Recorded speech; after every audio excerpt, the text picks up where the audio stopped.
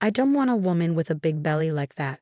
You'll have to take care of the baby all by yourself while I'm stuck with this big belly being pregnant for 9 months. He looked at me with disgust, and a mean smile appeared on his face.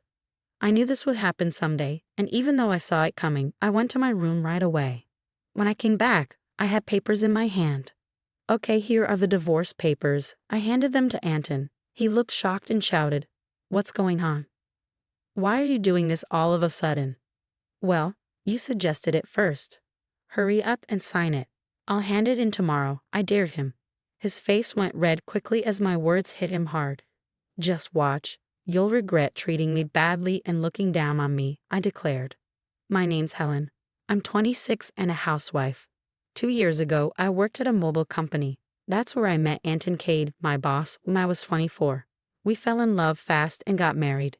Anton, 3 years older, was really supportive, especially when I was new and clueless at work. I couldn't thank him enough for teaching me everything. As we worked together, we became friends and started going out for dinner often. When he asked me out, I was thrilled, especially because I'd never dated anyone before. It's a bit embarrassing, but I was always more into cartoon characters than real guys. But with everyone around me getting married, I started feeling the pressure. When I fell for Anton, I promised myself he'd be my first and only love. So when we started dating and got married a year later, I was so happy. Anton was handsome and popular with the ladies at work. I was proud to be his wife, and people congratulated us, saying they were happy for us. But little did I know what was coming. The day after we got married, I told my coworkers, "I'm married now, so I'm quitting my job." Just when we were excitedly beginning our married life, Anton dropped a bombshell, saying, "I've always wanted my wife to focus on the home. Don't worry, I can take care of us financially." "But this is so sudden. You never mentioned this before," I responded. Anton had never brought up me quitting my job before we got married. "I got this job through my dad's connection, so leaving without notice wouldn't be right." I wanted to explain, but Anton's eyes silently warned me not to bring it up. So I stayed quiet. I couldn't hold it back any longer. "I know I should have told you, but it's decided. Starting tomorrow, you're not going to work," Anton declared. What a shock. Anton's announcement about me staying home starting tomorrow hit me so suddenly I felt dizzy. But Anton was firm in his decision. I couldn't argue with him, considering he used to be my boss. Even though I had to leave my job abruptly, I was determined to make our marriage succeed. Since Anton chose me and entrusted me with running the household, I wanted to live up to his expectations. I didn't want to seem like a bad wife. I put all my effort into the housework, cooking meals, especially Anton's favorites, and setting the table with as much food as possible. Even though Anton ate without saying whether he liked it or not, I secretly hoped for a word of appreciation. After quitting my job and losing my identity, I craved that acknowledgement. "Anton, I have an important meeting tomorrow. Is my jacket clean?" I asked. "Yes, it's ready," Anton replied. He sometimes showed a traditional, controlling side. Despite this, I reminded myself how lucky I was to have married him and tried to meet his expectations. With no income of my own, living with Anton was my only option for a normal life. Although our relationship often felt more like employer and maid than husband and wife, things were mostly smooth. But one day, I fell ill and couldn't get out of bed. Feeling weak, I thought, I'll catch up on chores tomorrow. Anton stormed into the bedroom and snapped, "What are you doing? Get up and make some food." He kicked the blanket off me. "I'm sorry, I'm not feeling well today. Can you manage something for yourself?" I pleaded, hoping for sympathy. Instead of understanding, Anton scowled and said, "You don't even work, and you're lying down because you're a little sick. Pathetic. Get up." He kicked me again, and I got up stunned. I couldn't believe he would demand chores from his sick wife. I'd never seen this side of him before we got married. Maybe I missed it, but it was too much. I did my chores, tears streaming down my face. After days of feeling unwell, I realized I'd missed my period. Rushing to the drugstore, I bought a pregnancy test. When it turned out positive, tears of joy streamed down my face. I couldn't wait to tell Anton when he got home from work. But when he finally returned well past midnight, reeking of alcohol and stumbling, my excitement waned. It was surprising how much he drank, especially without warning me when I had dinner prepared. Despite my eagerness to share the news, I hesitated seeing him in such a state. "I haven't been to the doctor yet, so it's not confirmed," I started, hoping to share our happiness. But Anton's reaction was unexpected. His face darkened as he muttered, "A child? What have you done?" It was a side of Anton I'd never seen before, his tone unlike anything I'd heard from him. "What? I don't want a kid. This is the worst. If you're having it, raise it yourself." His harsh words hit me like a slap, and he stormed off to the bathroom, tossing his clothes aside. It was unreal. I couldn't understand why he'd say such hurtful things about our baby instead of being happy. The joy I felt moments ago vanished, replaced by deep sadness. How could he say that? He'd never mentioned not wanting kids before. We hadn't even talked about birth control, so I naturally assumed we both wanted children. Hearing him call having a child the worst was beyond belief. As I hung up Anton's jacket and went to take his shirt to the laundry, something caught my eye. "What's this?" A piece of paper peeked out of the dress shirt pocket, clearly a receipt by its texture. At first, I thought it was just from tonight's outing, ready to toss it away. But then I saw the name of the establishment. "Is this from a motel?" My hand shook as I held the receipt, confirming my suspicion. It was indeed from a motel. The weight of this discovery pressed heavily on my heart. Why doesn't Anton love me? Isn't marriage supposed to be built on love, especially since we've only been married for a little over a year? How could this be happening? I'd spent years lost in fantasies, never fully experiencing a real relationship. I couldn't immediately accept this harsh reality. But the idea of Anton cheating started to make sense, and pieces of the puzzle fell into place. Had Anton been using me since the beginning of our marriage? Was he truly in love with someone else while I was just a convenient servant? All these doubts churned inside me. Was that why he reacted so harshly to my pregnancy news? As I wrestled with these thoughts, nausea overwhelmed me, and I grew convinced that something wasn't right. Yes, it's clear now. Maybe he pushed me out of the company because his mistress was there. It felt like pieces were falling into place, as if he'd married me for stability rather than love. Reality blurred with my imagination, but his heartless words after learning about my pregnancy couldn't be ignored. That day, I resolved to gather evidence of Anton's affair. From then on, his cold treatment of me was undeniable. It was as if he couldn't forgive me for getting pregnant, even though he knew I was suffering from morning sickness. He'd deliberately eat strong-smelling foods near me and criticize my housework, making me do it over again. My pregnant body endured a lot, and my heart weighed heavy. But despite it all, I continued to investigate his affair. Anton was glued to his cell phone, even taking it to the bathroom, making it impossible for me to sneak a peek. When I managed to sneak into his room, it was spotless, with nothing suspicious in sight. He was always meticulous at work, and his desk was impeccably organized. I realized it would be hard to catch him off guard directly. I kept checking his pockets for any clues, like receipts, but my investigation was proving tough. The idea of hiring a detective crossed my mind, but I didn't have the money for it. Lost in thought about my situation, I got a surprise call. It was my father, who rarely contacted me, so I was curious about why he was calling. "Hey, it's your dad. How's everything?" he asked. His call caught me off guard, knowing how busy he usually is. "Dad, what's up? Aren't you swamped with work?" I questioned. "My team's been handling things well, so I've got some free time," he explained. My dad's the CEO of a company in Canada, and work has always been his priority. I didn't have many memories of playing with him as a kid, but I respected his dedication, so his call left me curious. I asked, "What's going on?" As he began to speak, he dropped a bombshell. "Seriously?"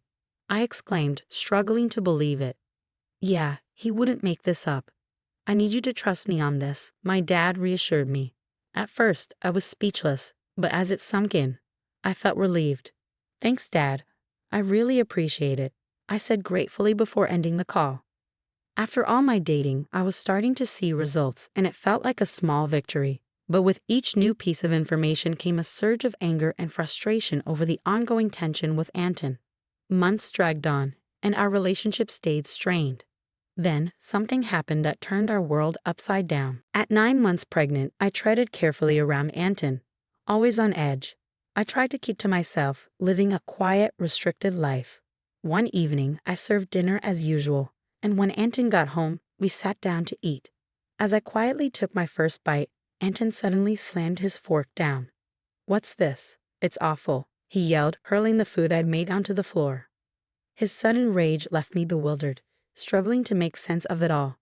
Anger surged within me as I watched him dismiss the meal I prepared. I've been thinking about this for a while. Lately, your cooking has been bland, Anton criticized, claiming my meals lacked flavor. It was true that during my pregnancy, I'd been toning down the spices for health reasons, but it was only temporary. If he wanted more flavor, he could have added seasoning himself. Why did he have to react like this? Before I could respond, Anton delivered another blow with his hurtful words. I don't want a wife with a big belly like yours. You'll be on your own with the baby while I deal with my own issues. He spat, his eyes full of malice and a cruel smile on his lips. I had feared this confrontation, but I'd hoped for a different outcome. Without a word, I stormed off to my room, retrieved a document, and returned to confront Anton. Here are the divorce papers, I declared, thrusting the documents in front of him. Anton's face twisted in shock. What on earth? Why now? He stuttered. Your idea. Sign them quickly. I'll file them tomorrow, I retorted. Truthfully, I've been considering divorce since I suspected Anton's infidelity. But with a baby on the way, I hesitated, unsure if I could manage alone. Now, though, I had a plan. My resolve seemed to provoke Anton's, his face boiling with anger. You'll regret this. Every moment you belittled and controlled me, I warned, unwavering. I'll manage. Don't worry, I reassured him. Perhaps annoyed by my determination, he snatched the papers and began filling them out. Here. If this is what you want, take it, he grumbled. Thank you, I replied, surprised at how smoothly Anton handed over the divorce papers. The next day, I wasted no time in submitting them and leaving the house. I knew he'd be in for a shock when he got home from work. Moving in with my parents seemed like the right move, especially with my dad returning to the U.S. from Canada. I was grateful for their support and fed up with life with Anton. On a day I left, Anton called 3 times, but I ignored everyone. Eventually, the calls stopped. It was clear I meant little to him. He was probably content with his mistress, maybe even considering remarriage. I'd moved on from Anton, and 6 months had flown by. My baby arrived safely, and I was happily settled with my parents. Life was peaceful until Anton called again. At first, I ignored his calls, but his persistence forced me to answer. What do you want now? I asked, wary of his tone. Why were you on that show? And since when were you the daughter of a CEO with millions? Anton's voice boomed with surprise and anger. It turned out he'd seen a TV show broadcasted after I returned home. I'd been approached by a TV station because of my father's position as the CEO of a top global tech company. They featured our family's lavish lifestyle, filming at our house and discussing our wealth, estimating it at around $10 million. I hadn't expected Anton to see the show, but the power of TV is remarkable. By the way, I didn't mention I have a $33 million inheritance, which is why I could divorce you, I calmly replied. My father told me about it, giving me the confidence to live comfortably after our divorce. Anton's immediate reaction was pure fury. What? That's underhanded. Why keep this from me? Half of it belongs to me, doesn't it? Give me the money, he demanded. Just as I thought, seeing the show only made you think of squeezing money out of me. Gifts from parents don't count in property distribution. And let's not forget your own wrongdoing, I retorted. I'm tired of your anger, Anton. You made the call. You should know better. You can't blame me for your actions. You cheated, didn't you? And with someone from your company, a junior, right? You started before we even got married.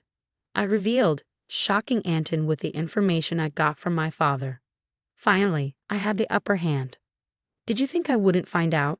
My father has connections in your company. One of them spilled the beans about your affair. I never brought it up, but I will be asking for child support, I declared. Anton, still in denial, protested. Stop joking. Why should I pay? It's your fault for getting pregnant and slacking off with the housework. Hearing Anton blame me without owning up to his own mistakes was unbelievable. How could I have ever been married to someone so lacking in common sense? I knew leaving him was the right decision. I thought as Anton's pitiful plea reached my ears. I'm broke. My wife spent all my money, and now I'm drowning in debt, he lamented, leaving me more dumbfounded than angry. I never want to deal with such an unreasonable person again, I declared, gripping my phone firmly. Your words are ridiculous. I want nothing to do with you. My lawyer will handle child support. Don't call me and you won't see our child anymore. Goodbye. Wait, Anton pleaded, but I didn't entertain him. After pouring out my emotions, I hung up and blocked his number, taking a deep breath. It's over now, right? No more calls from Anton.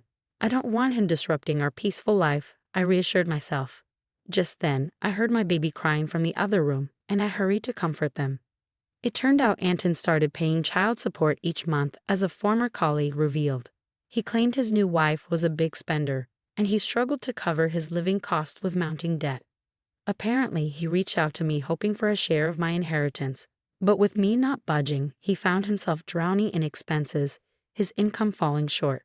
Whether it was pride or financial pressure, Anton's life took a downward spiral. To add to his troubles, he foolishly began his job hunt after leaving his current company, leading to financial hardship.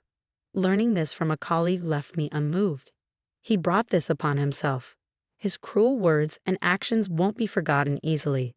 I hope he learns from his mistakes. Meanwhile, I'm enjoying parenting with my parents, free from financial worries. With the possibility of inheriting the company, I'm ready to step up. Like my hardworking father, I'm determined to make my mark.